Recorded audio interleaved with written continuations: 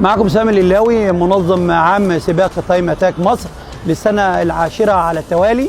واحنا اليوم بنحتفل باليوبيل البرونزي لتايم اتاك 10 سنوات. احنا بادئين في 2012 ودلوقتي احنا 2022، فده كان 10 سنوات من الكفاح المستمر مع ابطال مصر في رياضة السيارات.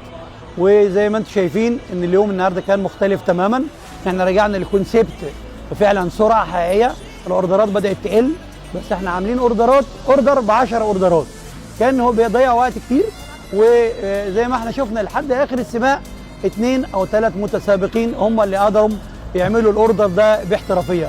والاوردر ده هو كان الفارق الاساسي في ان انت تتصدر الاوفرول بتاع التراك. وكان عندنا اليوم 50 متسابق بيتنافسوا في كل الفئات، بس اصبح مع ان احنا الاوردرات قليله في التراك اصبح المنافسه اكتر على الاوفرول اكتر من الكاتيجوري، وبالتالي انت لازم تكون اول كاتيجوري بس تكون بفارق يقربك من الاوفرول. لفت نظري اليوم كمان ان في مبتدئين كتير في الفرق الموجوده، وكانت الموضوع ده ظاهر بشده مع فريق الابطال. كان عندهم اكتر من 3 أو 4 متسابقين بادئين اول مره يسابقوا. وحتى بعد ما خلصت السباق واحد منهم سالني ان هو خلاص الموضوع بالنسبه له بقى ممتاز جدا وعايز يتون العربيه. وكان اسمه مينا بديع على ما اعتقد هو ده، عايز يتون العربيه بتاعته. خلاص هو خد الشمه واقتنع، خلاص عايز يتون العربيه بعد ما شاف الموضوع كله عن قرب وعن كسب. كان الموضوع ده بالنسبه له مهم جدا. وكان معانا بردك متسابق لاول مره هاشم محمد، معلش الاسم عشان خاطر حتى اتلخبطت فيه بردك في المايك. هاشم محمد، وكان الراجل بيسابق بعربيه دي يوز، وتطبيقا للكلام بتاعهم وهم ملوك الستوك بعربيه عاديه انت تقدر تسابق وتحقق الرغبه بتاعتك. واحنا بنشجع الشباب ان هم يطلعوا الطاقه بتاعتهم في المكان ده الامن ده اللي فيه السيفتي ده، علشان ما يروحش يطلع الطاقه بتاعته في حاجه مش كويسه. واحنا بنشجع على كده. وانت برضك حضرتك اسماعيل النجار من اول مره يسابق معانا برضك في تايم اتاك. وادتني في واحد تاني برضك عزيز عزام مش موجود، كان مره اول برضك يشارك.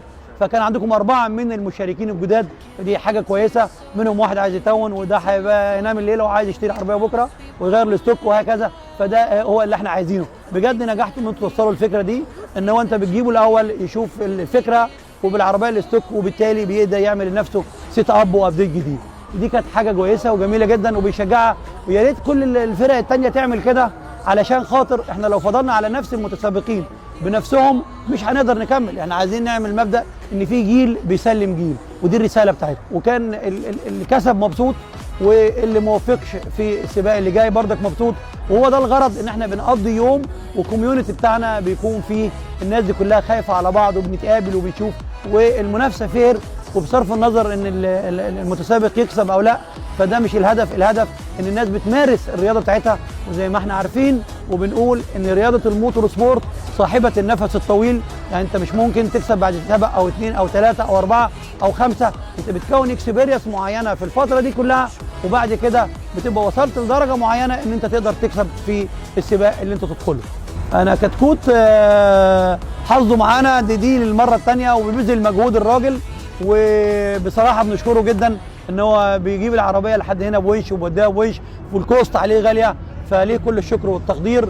وده من الناس المحترمه جدا والاخلاق، ونتمنى له التوفيق. والمره الجايه ان شاء الله ربنا يوفقه وتقدر تكمل العربيه. بس انا حاسس انك افتريت على العربيه شويه، صح؟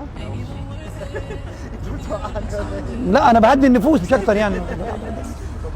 حبيبي ربنا يوفقكم ونشوفكم على خير ان شاء الله. والى اللقاء في الراوند اللي جاي في شهر 5 باذن الله ان شاء الله. موفقين.